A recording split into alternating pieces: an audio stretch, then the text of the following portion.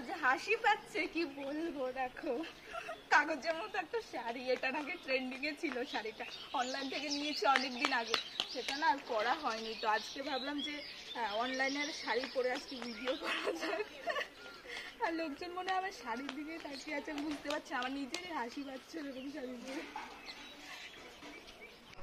Hello, video করতে এসে যে কত কাণ্ড কারখানা করতে হচ্ছে, দৌড়াদৌড়ি, রাস্তার মানুষ তো পুরো আমাকে পাগল ভাবছে। পাগল কি শুরু করেছি, এসে যা ইচ্ছা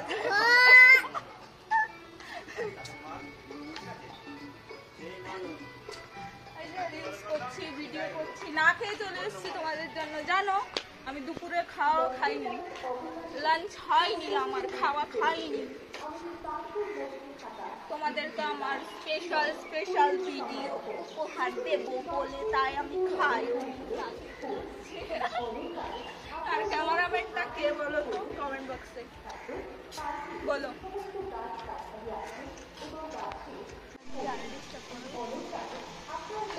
এটা কি ভিডিও? চলো অ্যাক্টিং করে, ঠিক আছে? টিভি সিরিয়ালে তো অ্যাক্টিং করে, আমি এবার অ্যাক্টিং করি। তোমরা জানো আমার বিজয় কোথায় আছে? জানো? জানি না কোথায় আছো তুমি, কত দূরে আমার মনের কথা চাইবে এসে সুরে, যদি পারো সামনে এসো, কাছে এসে ভালোবাসো।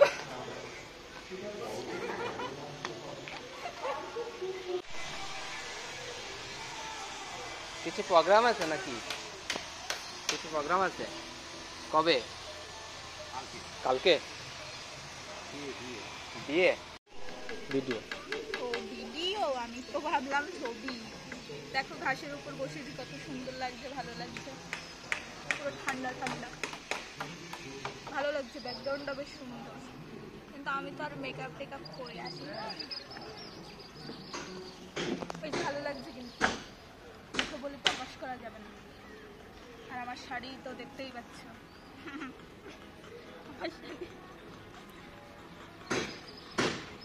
কেমন লাগছে বলো তোমাদের? আমার তো বেশ ভালো লাগছে, তোমাদের দেখতে কেমন লাগছে সেটা বলো।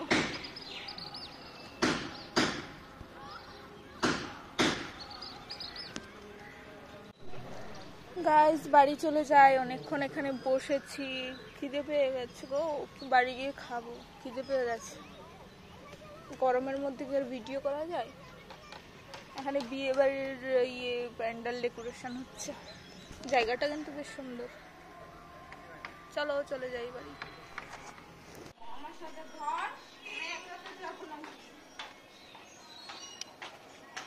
আর ভাল লাগছে না, খিদা পাচ্ছে, খিদা।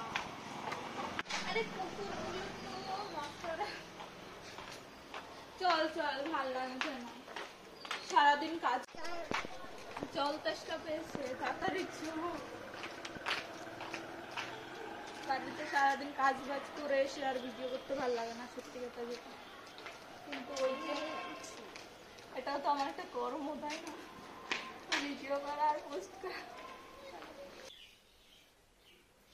বাবা খেতে বসে বললাম, এই দেখো আজকে কি রান্না করেছি, এই দেখো ফ্রাইড রাইস। আমার হাবভাব দেখে আবার বলো না হয়তো কোনোদিন খাইনি, এক্সট্রা জ্ঞান দিতে তোমরা কোথা থেকে আসো, চল হাট এখান থেকে। এই দেখো ফ্রাইড রাইস, এই দেখতে পাচ্ছ মটন, মটন, আলু আলু, এই হচ্ছে শশা।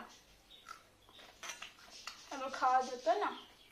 কিছু কিছু লোকজন আছে না, এক্সট্রা জ্ঞান দিতে চলে আসে, না টাকা পয়সা দিয়ে রেখেছি না কিছু, শুধু জ্ঞান আর জ্ঞান। দেখতে হলে দেখো, না হলে চলে যাও, তোমাকে তো নেমন্তন্ন করিনি, তাই না?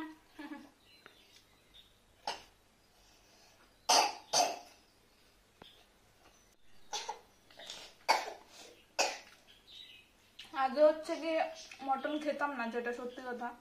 এখন একটু একটু মটন খাওয়া অভ্যাস করেছি, এখন খাচ্ছি অল্প অল্প করে, একটু মশলা বেশি দিয়ে রান্না করছি, বেশ ভালোই লাগছে।